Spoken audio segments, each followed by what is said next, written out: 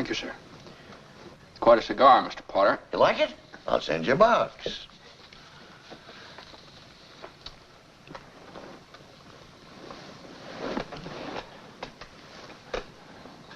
Well, I suppose I'll find out sooner or later, but just what exactly do you want to see me about? Oh, George, now that's just what I like so much about you. George, I am an old man, and most people hate me, but I don't like them either, so that makes it all even. You know just as well as I do that I run practically everything in this town, but the Bailey building alone. You know also that for a number of years I've been trying to get control of it, or kill it, but I haven't been able to do it. You have been stopping me. In fact, you have beaten me, George. And as anyone in this county can tell you, that takes some doing. Take during the Depression, for instance. You and I were the only ones that kept our heads. You saved the building and loan. I saved all the rest. Yes, well, most people say you stole all the rest. The envious ones say that, George. The suckers. Now, I have stated my side very frankly. Now, let's look at your side.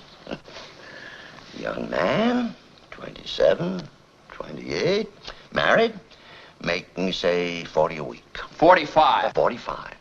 45. Out of which, after supporting your mother and paying your bills, you're able to keep, say, 10, if you skimp.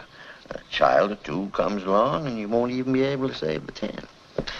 Now, if this young man at 28 was a common, ordinary yokel, I say he was doing fine. But George Bailey is not a common, ordinary yokel.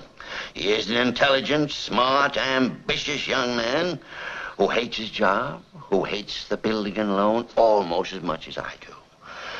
A young man who's been dying to get out on his own ever since he was born.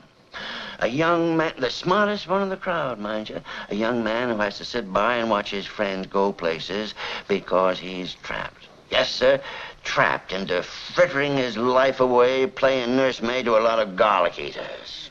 Do I paint a correct picture, or do I exaggerate?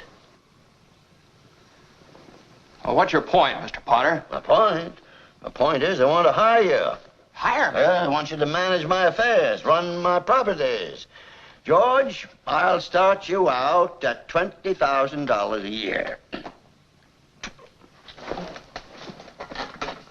$20,000 a year? You wouldn't mind living in the nicest house in town?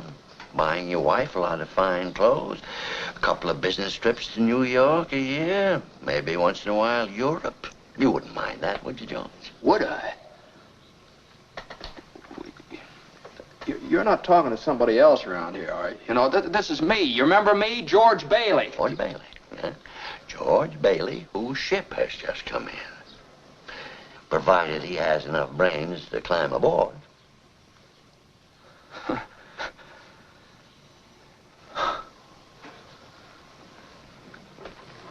Holy mackerel.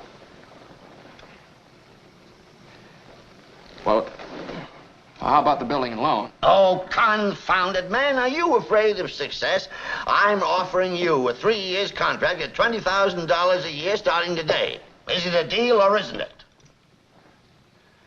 Well, Mr. Potter, I know I ought to jump at the chance, but I just, I wonder if it'd be possible for you to give me 24 hours to think it over. Sure.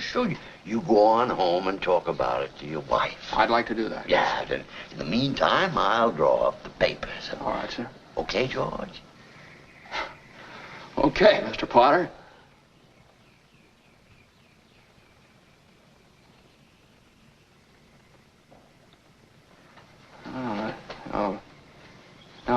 No, wait a minute here. Wait a minute. I don't need 24 hours. I don't have to talk to anybody. I know right now. And the answer's no. Doggone it.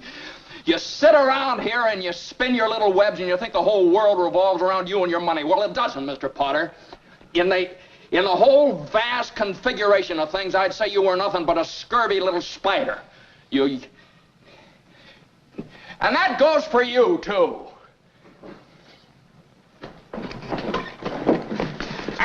for you, too.